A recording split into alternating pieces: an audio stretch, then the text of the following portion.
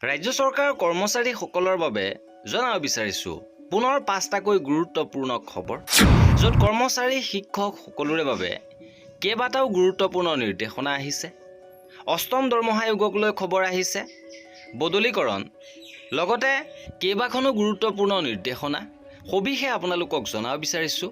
ভিডিঅ'টো প্ৰথমৰ পৰা শেষলৈকে চাই থাকিব। জনাব বিচাৰিছোঁ আজিৰ প্ৰথমটো গুৰুত্বপূৰ্ণ খবৰ। মুখ্যমন্ত্ৰীয়ে কৰিছে পুনৰ বৃহৎ ঘোষণা। 5 বজাৰ পিছত চৰকাৰী কাৰ্যালয়ত থাকিব নালাগে কৰ্মচাৰী। কৰ্মচাৰীসকলক উদ্দেশ্যি পুনৰ মুখ্যমন্ত্ৰীয়ে গুৰুত্বপূৰ্ণ মন্তব্য কৰিছে। তেওঁ উল্লেখ কৰিছে যে 5 বজাৰ পিছত চৰকাৰী কাৰ্যালয়ত থাকিব নালাগে, কেৱল টেবুলত আধৰুৱা ফাইল থৈ যাব নালাগে। 10 বজাৰ পৰা 5 বজালৈকে কাম কৰিলে সকলো কাম সম্পন্ন হ'ব। কৰ্মচাৰীসকলে নিজৰ কাম ভালদৰে শেষ কৰি ঘৰমুৱা হ'ব পাৰিব। ইপিনে অষ্টম দৰমহা আয়োগ সন্দৰ্ভত গুৰুত্বপূৰ্ণ খবৰ আহিছে। অষ্টম কেন্দ্ৰীয় দৰমহা আয়োগ সম্পৰ্কে লোকসভাত দাখিল কৰা চৰকাৰৰ এটা চৰকাৰী উত্তৰ আহি পৰিছে। বিত্ত মন্ত্ৰালয়ৰ ৰাজ্যিক মন্ত্ৰী শ্ৰী পংকজ চৌধুৰীয়ে এই লিখিত উত্তৰটো লোকসভাত দাখিল কৰিছিল। চৰকাৰৰ উত্তৰৰ মূল গুৰুত্বপূৰ্ণ পইণ্টসমূহ এনেধৰণৰ: আয়োগ গঠন আৰু সদস্যসকল 3 নৱেম্বৰ 2025 তাৰিখৰ এক চৰকাৰী প্ৰস্তাৱৰ জৰিয়তে অষ্টম কেন্দ্ৰীয় দৰমহা আয়োগ গঠন কৰা হৈছে।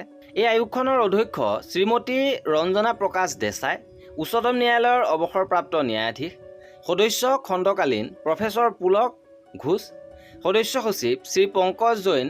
এই প্ৰতিবেদন দাখিলৰ সময়সীমা আয়োগ গঠন হোৱা তাৰিখৰ পৰা 18 মাহৰ ভিতৰত ইয়াৰ প্ৰতিবেদন দাখিল কৰিব লাগিব। চূড়ান্ত পৰামৰ্শ বা প্ৰতিবেদন দাখিল কৰিবলৈ সময়সীমা বান্ধি দিয়া হৈছে। ইপিনে শিক্ষক কৰ্মচাৰীৰ বাবে আহিছে এটা সুখবৰ। আঁসোৱাহ আঁতৰিল, শিক্ষক সমাজৰ মানসিক চিন্তা দূৰ হ'ল। শিক্ষক সমাজক এই মানসিক সকাহ আৰু ন্যায় প্ৰদান কৰাৰ বাবে অসম ৰাজ্যিক প্ৰাথমিক শিক্ষক সন্মিলনীৰ নেতৃত্বক ধন্যবাদ জ্ঞাপন কৰিছে।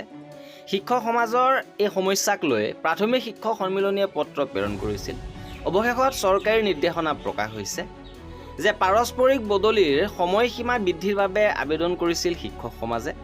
অৱশেষত নিৰ্দেশনাৰ জৰিয়তে সেই কথা স্পষ্ট কৰিছে যে লোকপিয়লৰ কাৰ্যসূচীত যিসকল জড়িত হৈ থকা নাই তেওঁলোকে নিৰ্ধাৰিত সময়সীমাৰ ভিতৰত যোগদান কৰিব লাগিব, কিন্তু যিসকলে লোকপিয়লৰ কামত নিয়োজিত হৈ আছে তেওঁলোকৰ যোগদানৰ ম্যাদ 14 দিনৰ সময় বৃদ্ধি কৰি দিয়া হৈছে।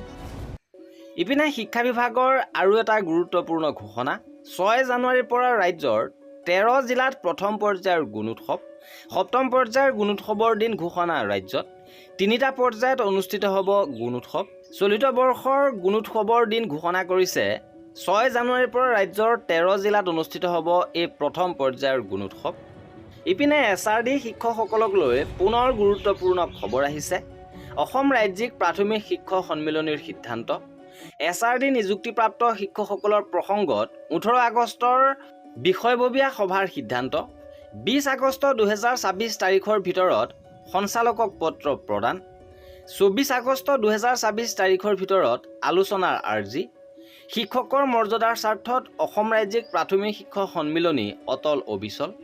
প্ৰাথমিক শিক্ষক সন্মিলনীয়ে শেহতীয়াভাৱে মাননীয় সঞ্চালক মহোদয়লৈ এখন পত্ৰ প্ৰেৰণ কৰিছে।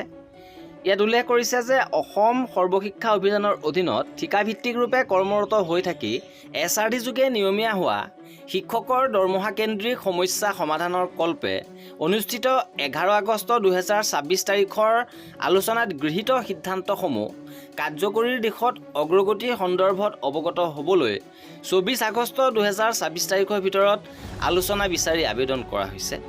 ইপিনে পত্ৰখনৰ জৰিয়তে জনাইছে যে অন্য নিয়মীয়া শিক্ষকৰ দৰে এই শিক্ষকসকলেও দৰমহা লাভ কৰাটো নিশ্চিত নহ'লে 25 আগষ্ট 2026লৈকে সাময়িকভাৱে স্থগিত ৰখা অনিৰ্দিষ্টকালীন অৱস্থান ধৰ্মঘট কাৰ্যসূচী পুনৰ আৰম্ভ কৰাৰ বিকল্প নাথাকিব। আৰু এয়াই আছিল আমাৰ এই ভিডিঅ'টোত। কৰ্মচাৰীসকলৰ সকলো খবৰ পাই থাকিবৰ বাবে আমাৰ চেনেলটো ছাবস্ক্ৰাইব কৰি ৰাখিব।